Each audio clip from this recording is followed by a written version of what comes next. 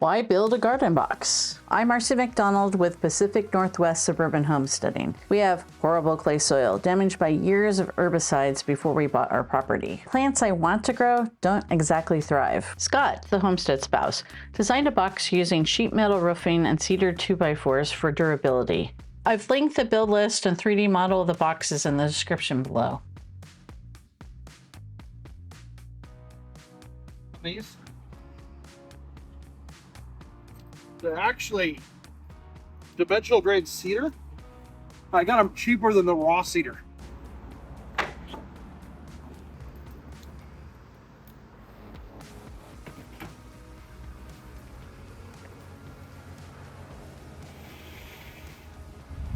The sharp point roofing screws are what we'll use to actually nail the or attach the galvanized metal to the 2x4s.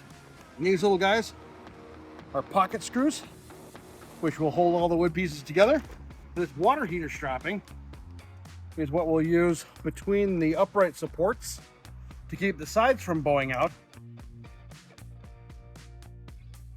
Our garden box build day was chaotic and fun. We were lucky enough to have amazing people in our lives who are willing to give up a Saturday to help us. This is a refined design utilizing the lessons learned from building our previous boxes last year. We eliminated the gap and reduced the number of wood and metal cuts. The guys built one box using the new design to check the method before committing to cutting the rest of the materials. It turned out to be a good thing, since Scott forgot to account for the fact that what we call 2x4 boards in our modern era are actually smaller than that. He adjusted the 3D model to fit reality, and the guys are off and running.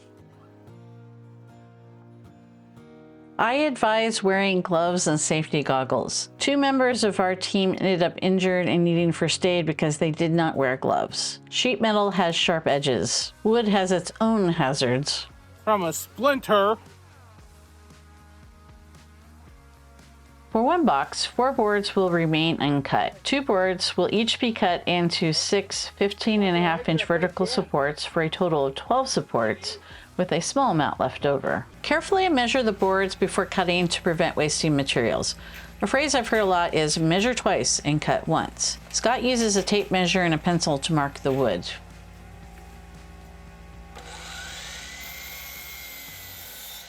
Two boards will be cut into a total of 4 39.5-inch short side rails and 2 more 15.5-inch vertical supports with a little left over. All these old deck boards from the last garden box project. The final cuts are 2 39.5-inch and 2 88.5-inch top boards.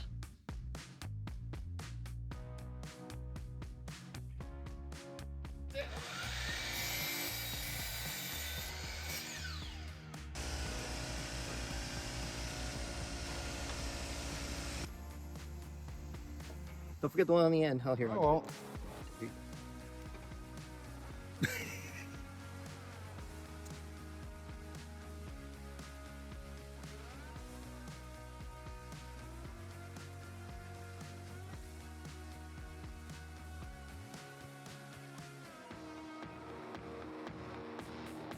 Each of the vertical supports will need to have 2 holes drilled into each end using a pocket hole jig.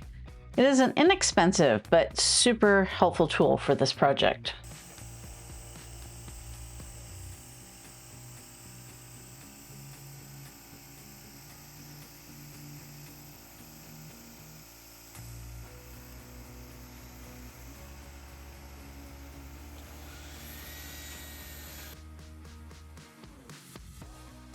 It's okay if mistakes are made, they'll still work out. Yes, there's an extra hole, but it doesn't affect structural integrity, and once the boxes are filled in, who's gonna know? Unless they've seen this video, of course.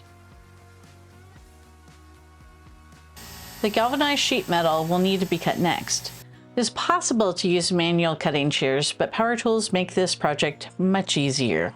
2 of the 31 gauge roof panels will need to be cut down from the original 25 3/4 by 96 inches size to 22.5 by 95 inches for the long side panels.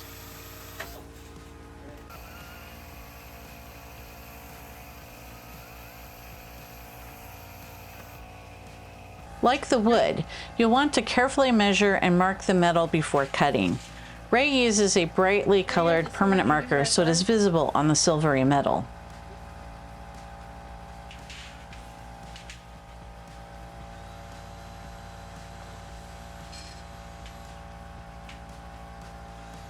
For the short end panels, one sheet will be cut down to two 22.5 by 36-inch pieces.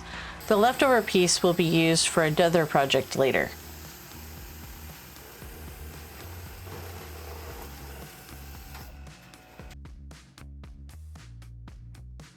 Assemble the long side panels. It helps to lay the cut pieces out on a flat surface first. Using a drill with the appropriate bit for the pocket screws speeds up attaching the vertical supports to the long side rails.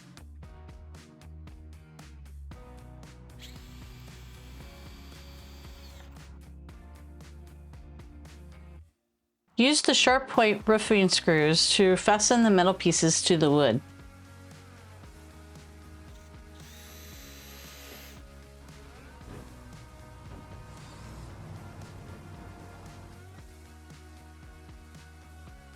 Repeat the process with the short end panels. Assemble the wood part.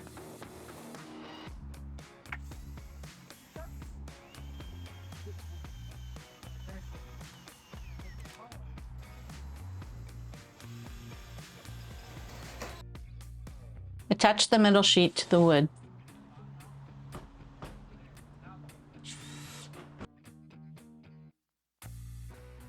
Once the panels are all finished, use the 3-inch deck screws to assemble the box.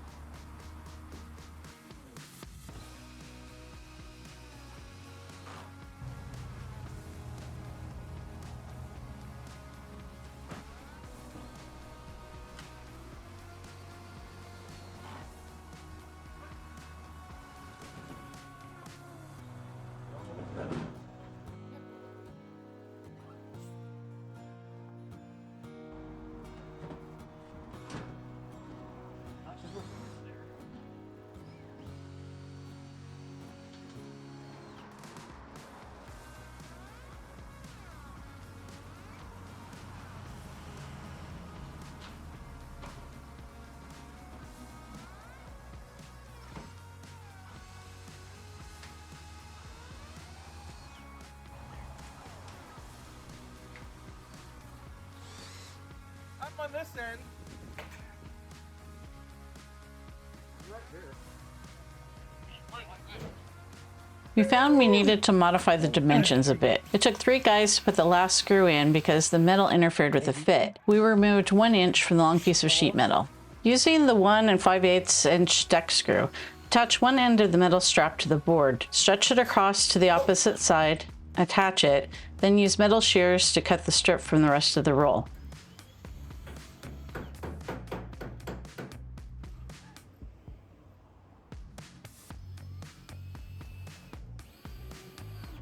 Repeat the process with the second strap.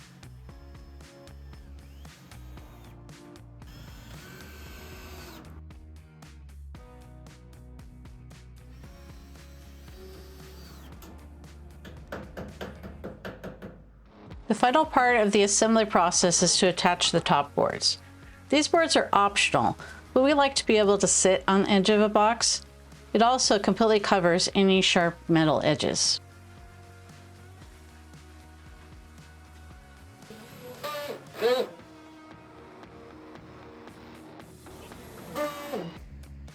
In a typical Pacific Northwest spring fashion, rain rolled in and ended the project before all the boxes had their top boards installed. The videographer is getting very, very wet.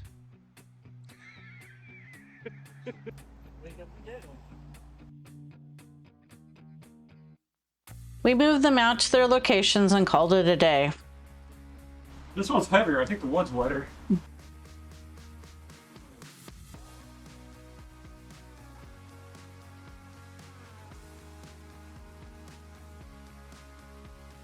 As is also typical of our spring weather, a few days later it was nice and sunny and dry again. We were then able to complete our project. Scott finished installing the top boards on the garden boxes off camera.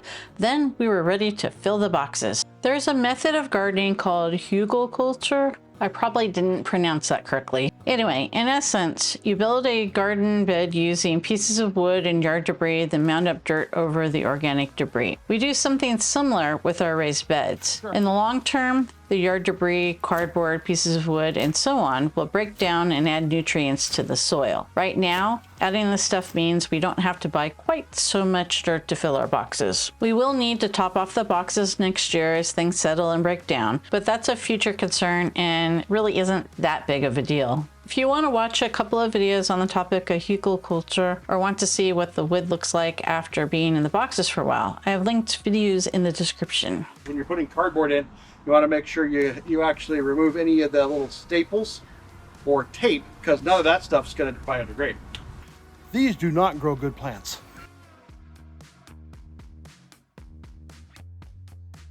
So one of the cool things about this method is you can get rid of stuff, not only cardboard and sticks and crap, you can also get rid of nasty, really nasty stuff like yard debris from last year sometime that's been sitting out in the winter and it's just plain old stinky. Because it's rotting, that's a good thing. We use a mix from a local company that includes topsoil mixed with sand and compost.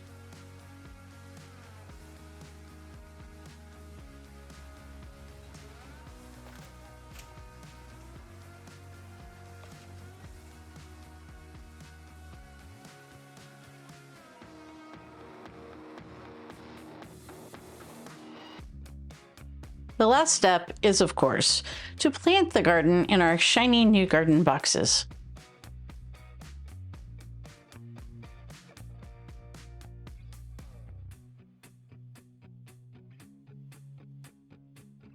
Thanks for watching. Until next time, be curious, keep an open mind, and never stop learning.